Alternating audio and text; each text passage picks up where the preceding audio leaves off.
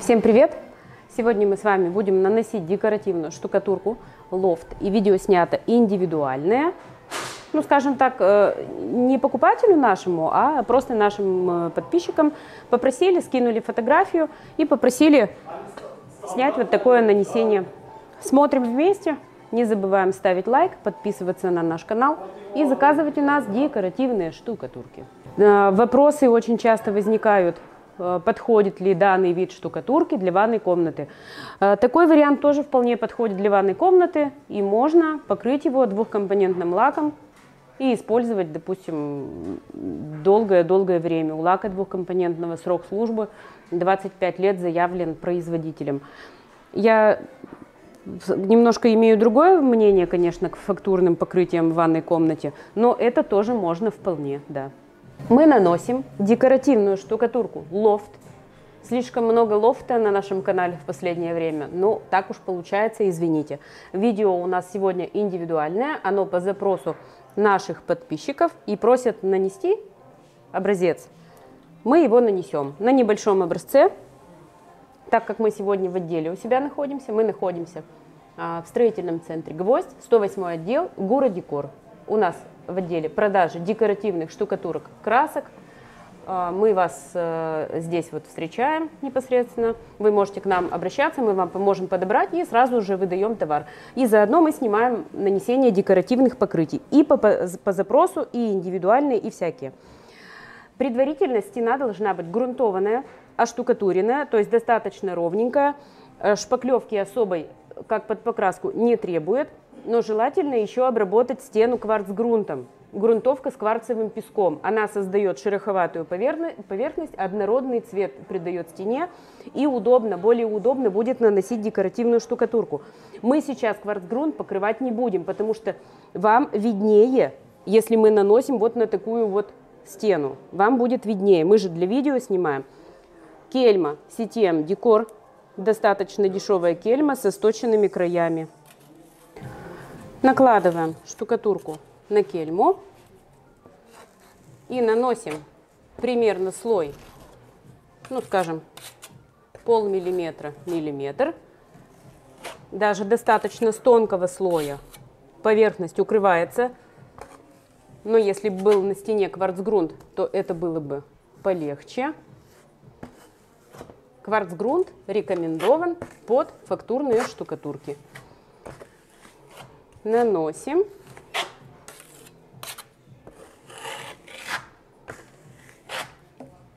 Далее я предлагаю сделать так. Валиком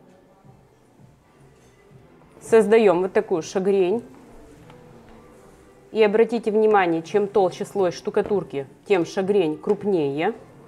Поэтому вы для себя должны решить, нужна ли вам крупная шагрень. Нанесли участок на стене, сделали шагрень с помощью валика.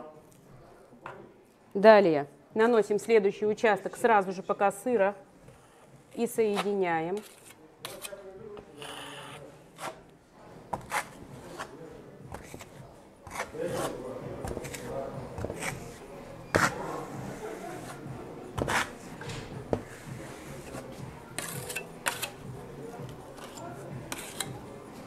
Штукатурка декоративная наносится на всю плоскость стены в шахматном порядке.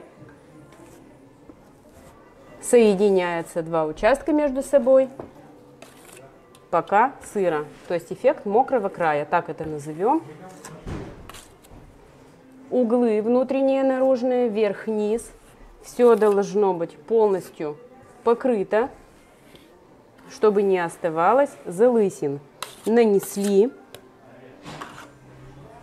Снова берем валик и создаем шагрень. Вот, у нас получается единое полотно.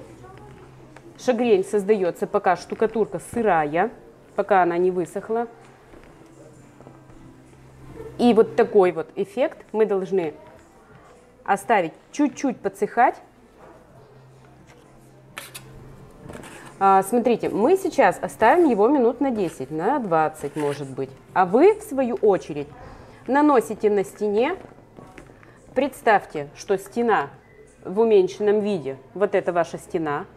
Вы нанесли участок создали шагрень валиком, нанесли второй участок, снова создали шагрень, переходим вниз в шахматном порядке, наносим участок и валиком снова соединяем.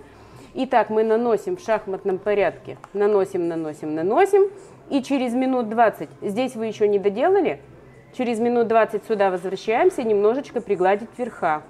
Пригладили, пригладили, пригладили, возвращаемся обратно и продолжаем наносить.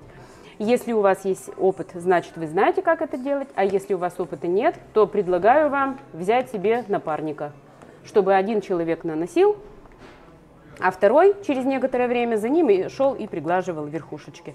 Подождем немножко, пока штукатурка чуть-чуть схватится, подсохнет, и вернемся к ней, продолжим. Немножко подсох материал, и он стал более матовым, то есть влага, когда из штукатурки декоративной испаряется влага, штукатурка перестает блестеть, это видно. И теперь чистым шпателем или кельмой чистой мы должны верхушечки пригладить. Вот так, смотрите, вот по типу карты мира, вот так это делается.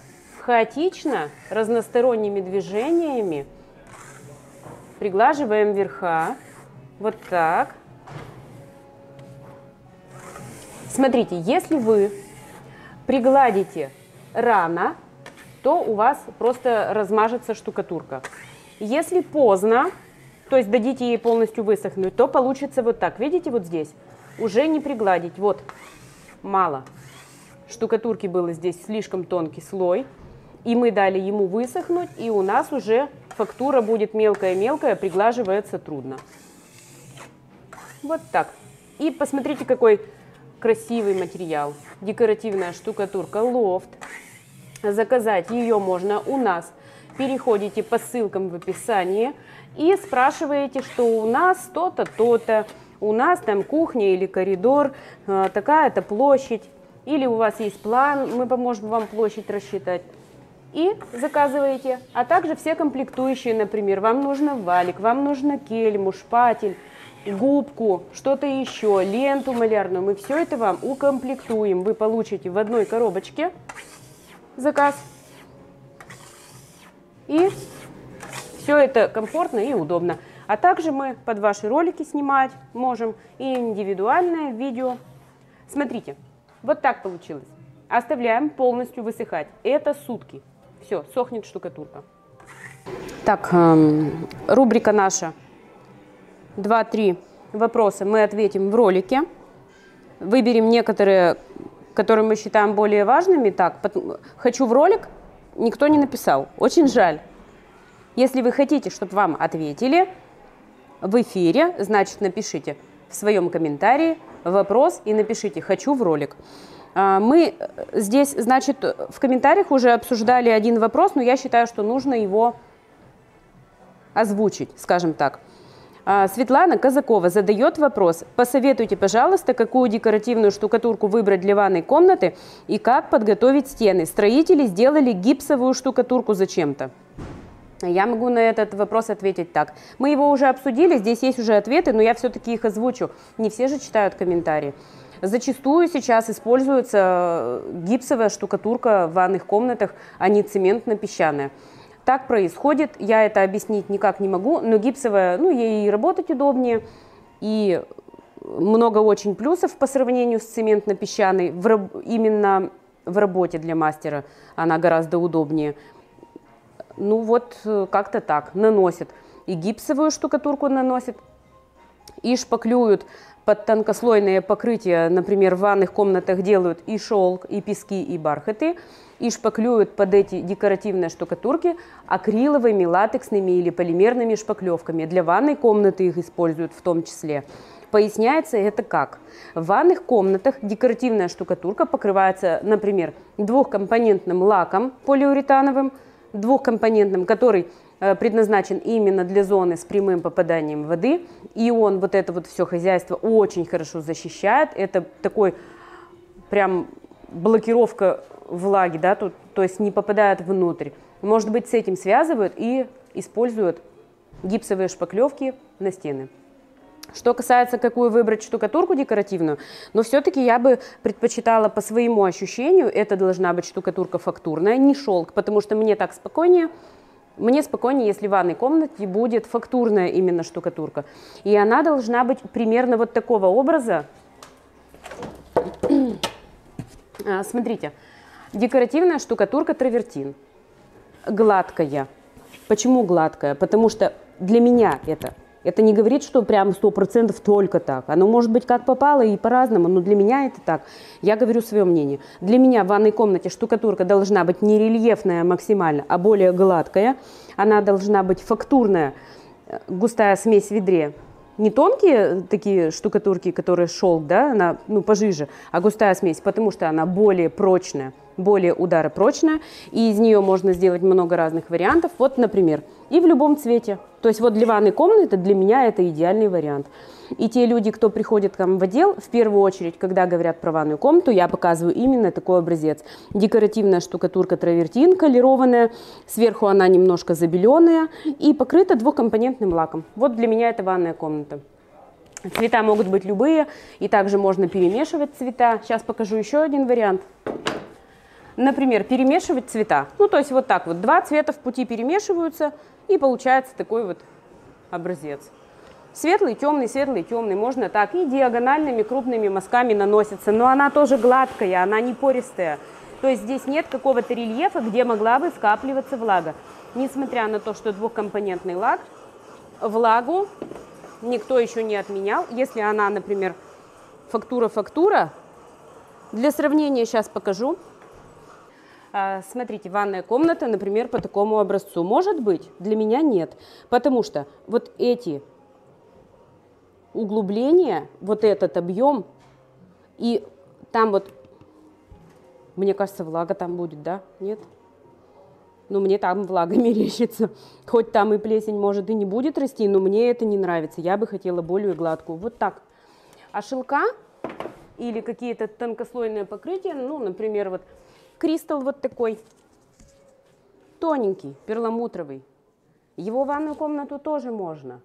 Но если бы я хотела для себя сделать в ванной комнате и хотела бы, чтобы покрытие служило более долгие годы, то я бы все-таки выбрала травертин или лофт, например.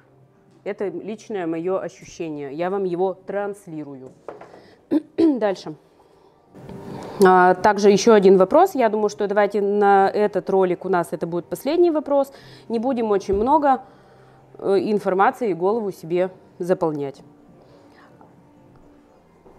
Так, Дэн пишет. Спасибо за видео. И есть такой вопрос. Вместо кварцгрунта можно ли использовать бетон-контакт? Смотря ведь для чего вы это будете делать. Если под фактуру, ну, скажем, давайте различия. Кварцгрунт и бетон-контакт – это совсем разные вещи. У кварцгрунта у него такое мелкое зерно, ну, то есть это такая как краска на акриловой основе. То есть вы стену как будто бы окрашиваете, она беленькая. Кварцгрунт колируемый, можно его колеровать в цвет штукатурки. И у него зерно мелкое, то есть вот эти песчинки, кварцевый песок мелкой фракции. Он очень удобный для нанесения. Бетон-контакт для меня, знаете как? Бетон-контакт для бетона. То есть контакт с бетоном. Для меня вот это так. Производитель произвел бетон-контакт для того, чтобы покрыть стены. Я могу и ошибаться, и бетон-контакт используют и на другие тоже поверхности. Например, покрывают в ванной комнате под плитку, да, под укладку или еще что-то. То есть всяко разное используют. Я не углублялась в эту тему глубоко о бетон-контакте, но для меня вот восприятие такое. Бетон-контакт, он красный или там синий. У него вот такое вот конское зерно, и он используется действительно чаще всего под плитку, чаще всего его для этого используют. А вообще назначение его, это, наверное, все-таки по бетону. Бетон – это гладкая поверхность, и, наверное, его используют для этого. Ну, то есть, чтобы покрыть бетон, скорее всего, так. Я не любитель вот этого вот бетон-контакта на самом деле. Мне больше нравится кварцгрунт. Если что говорить, можно ли под штукатурку, я считаю, что да, можно, но расход у штукатурки будет выше. Если вы покроете стену, например, бетон-контактом, то расход у декоративной штукатурки будет выше. чем если бы стена была покрытая кварцгрунтом за счет вот этого крупного зерна. Чем крупнее зерно, тем выше расход штукатурки. То есть все, вот у вас стена и песчинки здесь. Например, песчинка будет полмиллиметра, ну, образно, или миллиметр. Так вот это вот расстояние будет покрывать декоративная штукатурка, заполнять будет вот эти промежутки между песчинками. Соответственно, расход будет выше. Поэтому, если он у вас есть, ну, и тогда его используйте. А если нет, ну, возьмите тогда кварцгрунт. Я думаю, что так. Ну и, наверное, все. Ждем высыхания и продолжим нанесение. Высохла декоративная наша штукатурка. Что мы делаем дальше для получения желаемого образца? Мы будем лентой малярной. Мы будем использовать вот такую ленту. Малярная лента для стен. CTM Decor. Также она используется и для деликатных поверхностей. Мы лентой проклеиваем полосы. Предварительно мы можем расчертить ровное расстояние. Ну, расчертим, что ли, давайте? Давайте расчертим. Я ставлю просто черточки, а вы можете прямо рисовать линии, если вам так будет удобнее. И с этой стороны точно так же.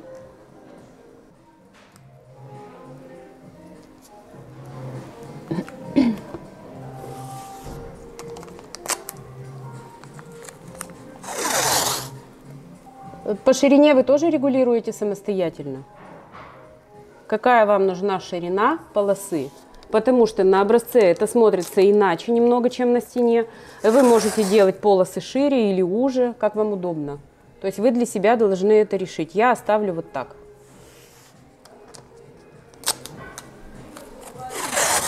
Ну и также лента бывает другой ширины тоже. Смотрите, под себя регулируйте.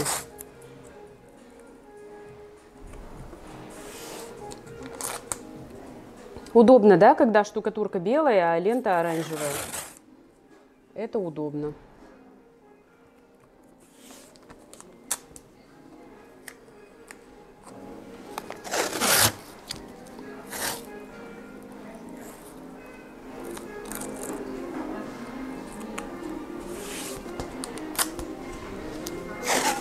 Данный образец, он такой на очень большого любителя. Раньше у нас он был в отделе подобный. Потом он куда-то у нас подевался, не знаю.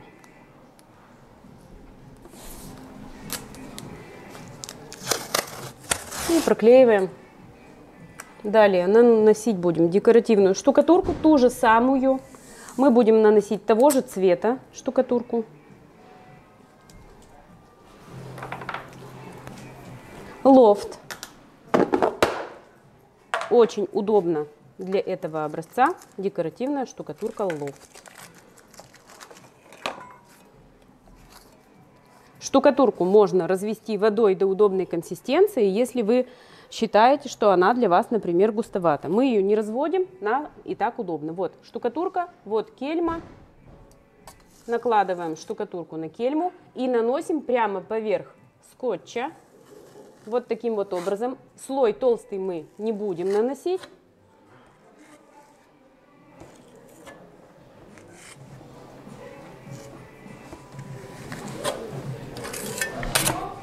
Только чтобы покрыть поверхность.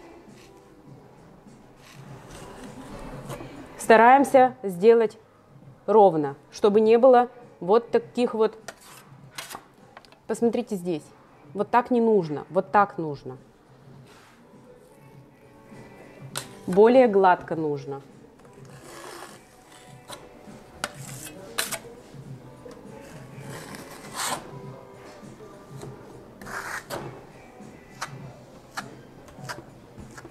Стараемся сделать максимально ровно, без рельефа.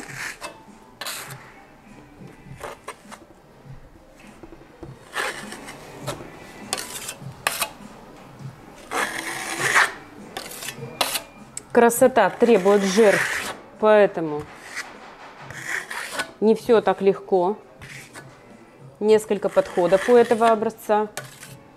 Так, ровным счетом сейчас скажу сколько. Один раз мы нанесли, второй раз мы шубку пригладили, шубку сформировали, третий раз мы пригладили эту шубку, дали высохнуть, четвертый раз мы расклеили, пятый раз мы наносим слой штукатурки декоративный, шестой раз мы снова ее пригладим, и седьмой раз мы еще покроем по верхам для блеска.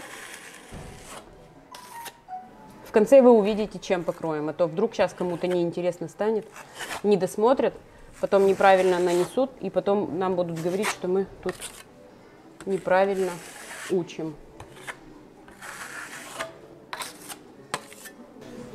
Нанесли.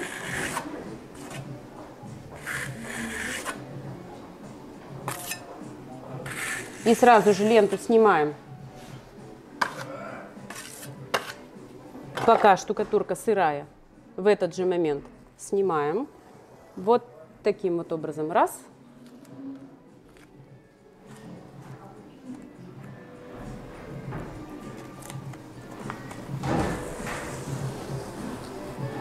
Снимаем ленту. Если штукатурка высохнет, то лента будет сниматься и отколупываться вот этот край. Нам нужно, чтобы он был ровный, поэтому снимаем пока сыро.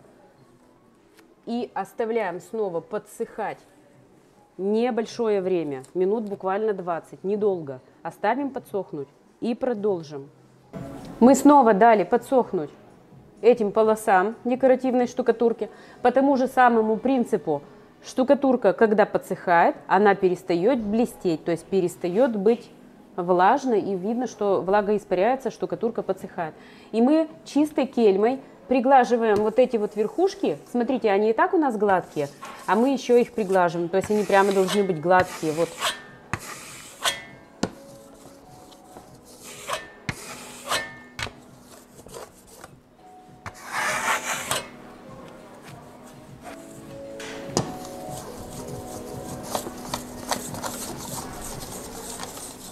И полируем их до прям гладкого состояния.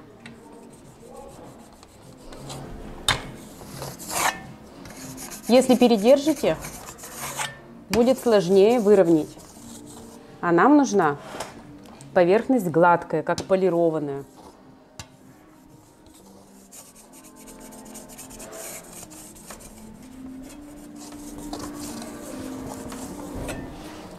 Если посмотрим сбоку, видим, что начинает блестеть, да? Видно?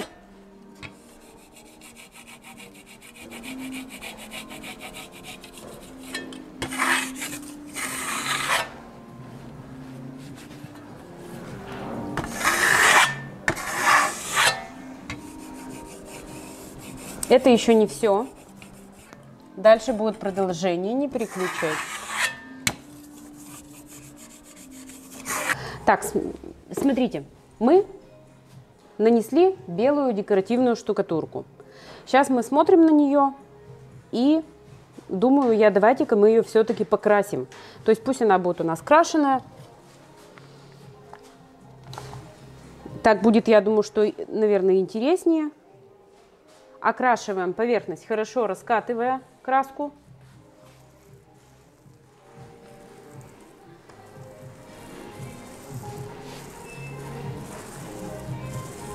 Просто валиком покрываем.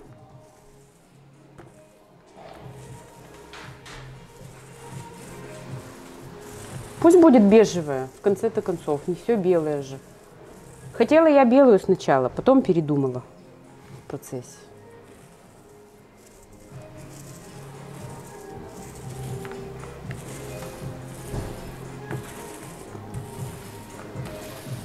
Очень хорошо раскатываем краску, чтобы не было шагрений. Сейчас вы поймете, почему.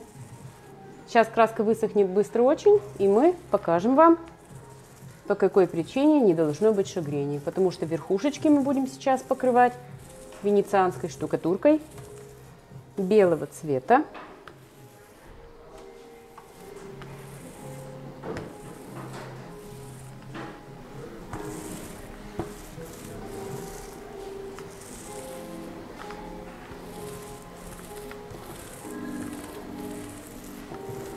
Все, оставляем сохнуть. Краска сохнет очень быстро. Буквально часа 2, и она уже высохла. И будем покрывать венецианкой. Теперь после высыхания краски нам снова будет нужна лента. И мы снова проклеиваем эти части, где мы не хотим наносить. То есть у нас остается вот эта вот карта. И мы ее заклеиваем. Стараемся попадать в линии. Так. Теперь однотонный цвет, потому не вижу нифига. Освещение здесь еще такое себе не очень. Попадаем в линии, проклеиваем.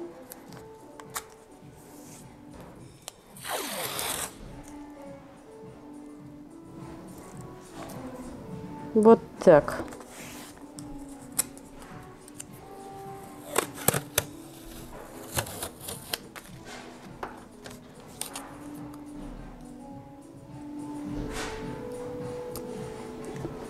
Проклеиваем.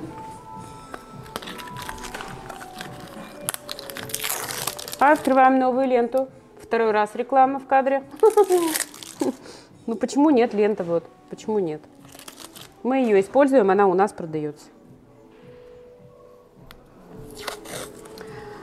Проклеиваем.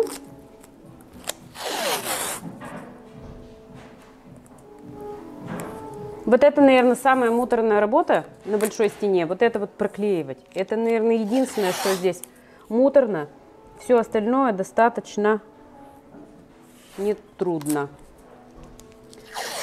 Трудоемко, но не трудно.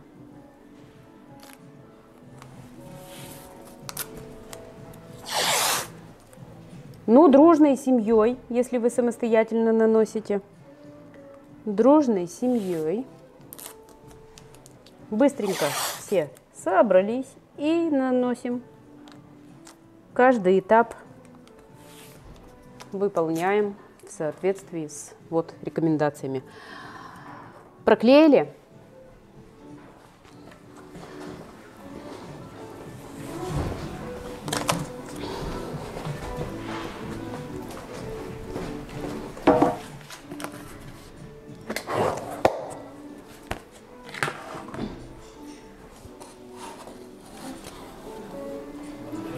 Наносим венецианскую штукатурку.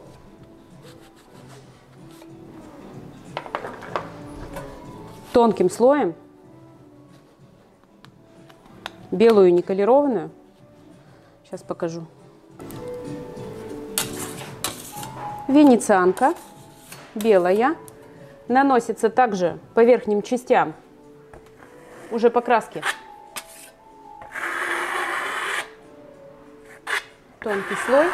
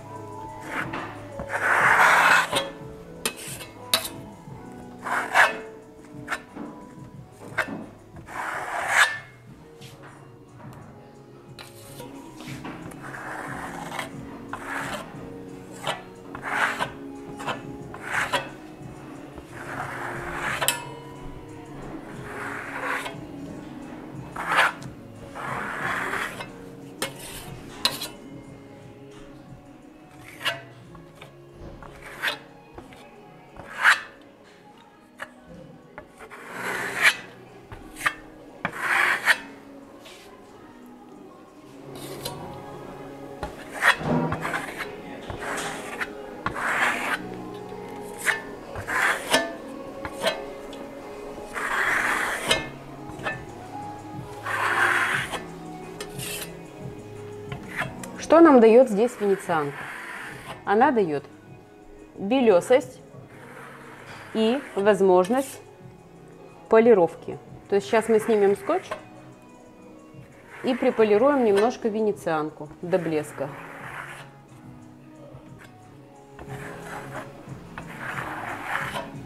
Я думаю, что снимем. Сейчас давайте попробую. Может быть, нет, может, рано еще. Ну, я думаю, что да, хватит. Снимаем скотч.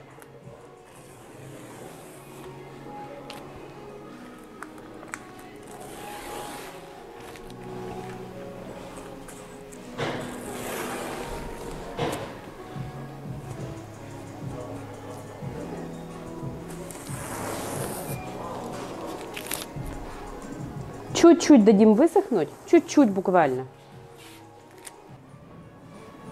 Венецианскую штукатурку нанесли, скотч сняли, дали чуть-чуть буквально подсохнуть, ну какие-то там 5-10 минут. И начинаем ее приглаживать. Я возьму шпатель, можно взять япончик, японский шпатель, можно кельмой. И вот так вот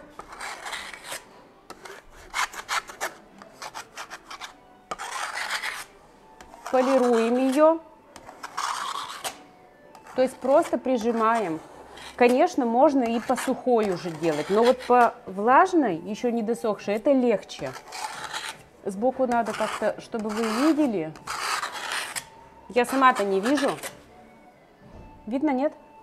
Блестеть начинает. Вот, венецианку приглаживаем, она блестит.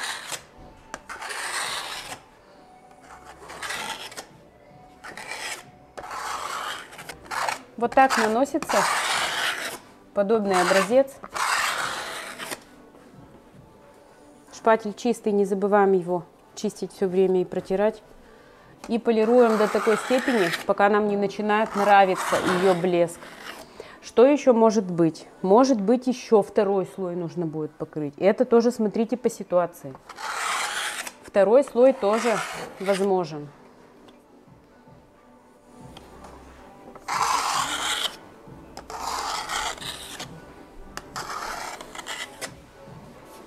Смотрю туда. Ну, в принципе, да.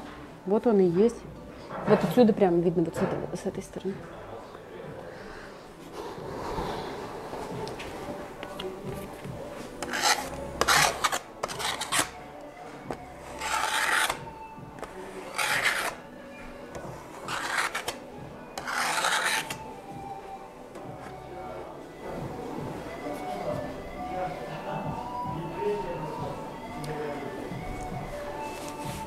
Также для более сильного блеска есть еще воски специальные. Воск зеркальный, например, есть. Воск глянцевый. То есть воски именно для венецианских штукатурок. Можно еще им покрыть. Вы посмотрите, как вам надо.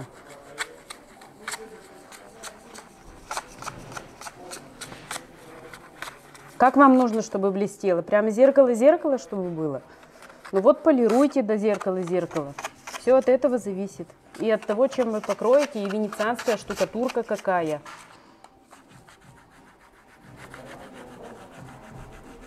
То есть тут местами при полировке я вот начинаю сюда смотреть, и у меня даже отражается лампочка и слепит меня. Вот в этом месте я смотрю, меня слепит лампочка.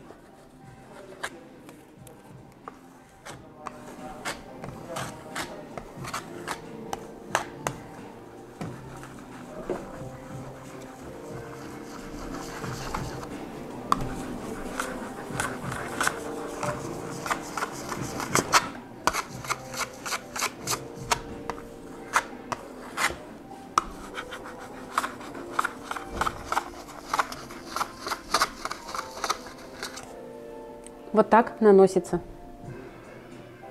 Я надеюсь, что вам понравился образец. И вы подписывайтесь, ставьте лайк. И всем пока!